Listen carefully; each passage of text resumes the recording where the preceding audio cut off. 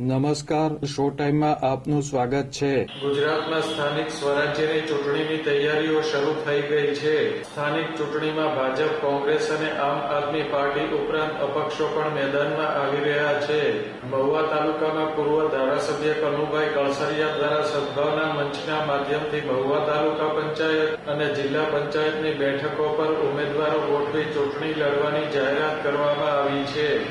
તો શહેરની અંદર પણ અમુક કેટલાક વોર્ડની અંદર લડાવી શકાય અને તાલુકાની અંદર 8 જિલ્લા પંચાયત અને 34 તાલુકા પંચાયતની સીટો, આ બધી સીટો ઉપર લડવાની અમે તૈયારી કરી રહ્યા છીએ.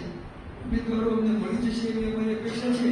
ઉમેદવારો ન મળે એની વસ્તુ જુદી છે, તો પછી કદાચ ન લડીએ, પણ નહીંતર તાલુકામાં સંપૂર્ણ રીતે આ રીતે બધી તાલુકાની સીટો અને આમાં લડાવાયું અમારી ગણતરી છે. કનુભાઈ કળસરિયાએ પત્રકાર પરિષદ યોજી સદભાવના મંચના માધ્યમથી સ્થાનિક સ્વરાજ્યની ચૂંટણી લડવાની જાહેરાત કરી છે. મુખ્ય ઉદ્દેશ આજનો કે હવે આવનારી સ્થાનિક સ્વરાજની ચૂંટણીઓ જિલ્લા પંચાયત, તાલુકા પંચાયત અને નગરપાલિકા માટે આવી રહી છે.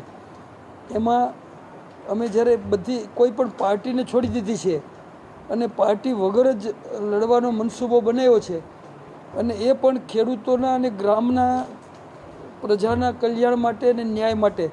ત્યારે મહુવા તાલુકામાં 8 જિલ્લા પંચાયતની સીટ અને 34 તાલુકા પંચાયતની સીટ છે, અને એ તમામ સીટો ઉપર લડવાનો અમે સદભાવનાના મંચના નામથી લડવાનો નિર્ણય કર્યો છે. અગાઉ એકવાર અમે સદભાવનાના મંચના નામથી 2010માં ચૂંટણી લડ્યા હતા અને ખૂબ મોટી સફળતા પ્રભુ કૃપાથી અમને મળી હતી.